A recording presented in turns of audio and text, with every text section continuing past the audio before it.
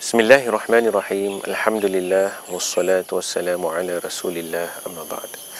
Tuan-tuan dan puan, para pendengar penonton yang saya hormati lagi dikasihi Allah, Assalamualaikum warahmatullahi taala wabarakatuh.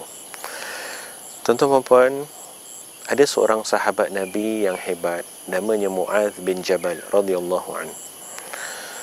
Pernah satu ketika sahabat bernama Mu'adz ini diberi teguran oleh baginda Nabi sallallahu alaihi wasallam. Kata Nabi sallallahu alaihi wasallam, "Ya Mu'adz, imsik alaika lisanak." Yang bermaksud, wahai Mu'adz, pegang baik-baik lidah kamu. Kalau kita kata bahasa hari ini, wahai Mu'adz, cuba jaga baik-baik lidah kamu, cuba kawal tutur bicara kamu. Jadi bila Mu'adz ni diberi nasihat sekaligus seolah teguran tadi, dia pun bertanya balik kepada Nabi SAW, wahai Rasulullah, awa inna mu'akhaduna bima naqul, apakah aku ni dan kita ni, lidah kita ni bercakap sikit pun diambil kira sangat ke? Apakah lidah kita ni begitu besar di sisi Allah Subhanahu Wa Taala peranan dia?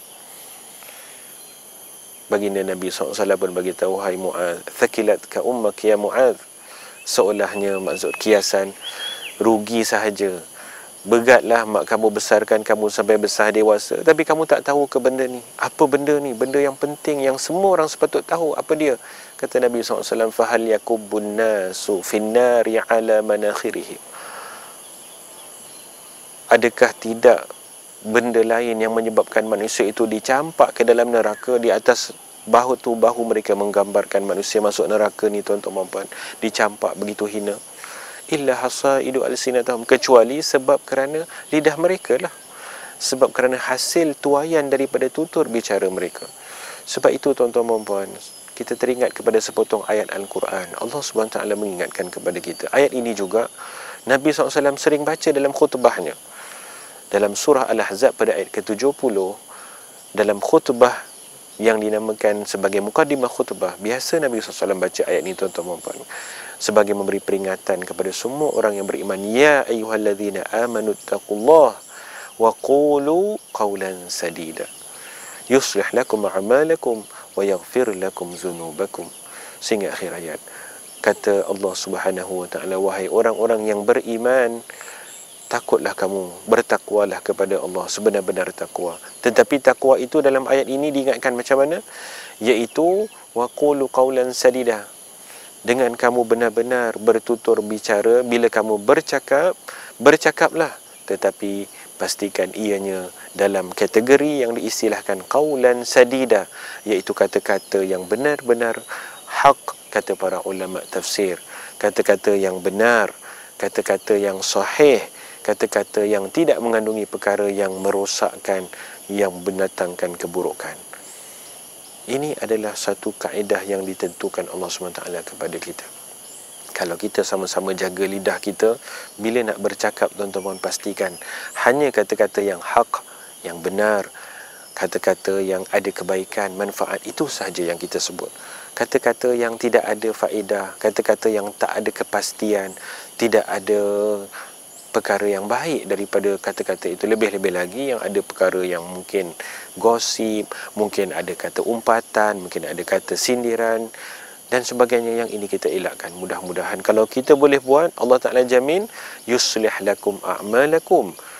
Dua perkara. Pertama, akan diberikan anugerah istilahnya islahul amal, iaitu orang yang kalau dijaga tutur bicara dia beriman, maknanya dia sentiasa akan dapat memperbaiki amalan dia, dan amalan dia dalam kategori amalan yang sentiasa baik.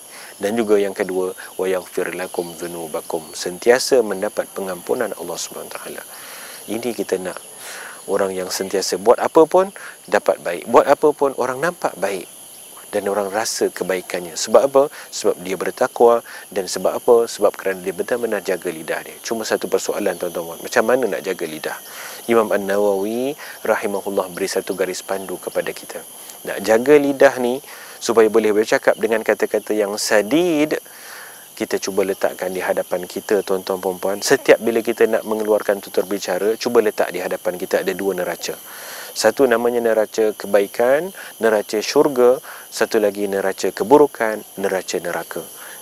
Sebelum setiap satu kalimah kita nak lafazkan, cuba kita ingat dan fikir dulu, ini kalimah ini masuk dalam neraca mana satu. Yang ini kalau kita boleh sentiasa buat, kata Imam An-Nawawi rahimahullah, maka kita akan terpandu dan terpelihara. Insya-Allah apa saja yang keluar akan menjadi qaulan sadida. Sebab kita tahu yang kata-kata kalau masuk dalam neraca kiri ini kita tak buat. Kawal dia. Dan hanya kata-kata yang masuk dalam neraca kanan, itulah dia qaulan sadida. Mudah-mudahan Allah Subhanahu wa taala beri kekuatan kepada kita, dan kita berdoa, Allahumma inna na'udzubika min zallatil lisan. Ya Allah, kami berlindung denganmu daripada lidah yang mudah tergelincir daripada kata-kata yang sadid yang boleh membahayakan kami. Amin ya rabbal alamin. Qul qawli hadza astaghfirullahal azim li wa lakum. Wassalamu alaikum warahmatullahi wabarakatuh.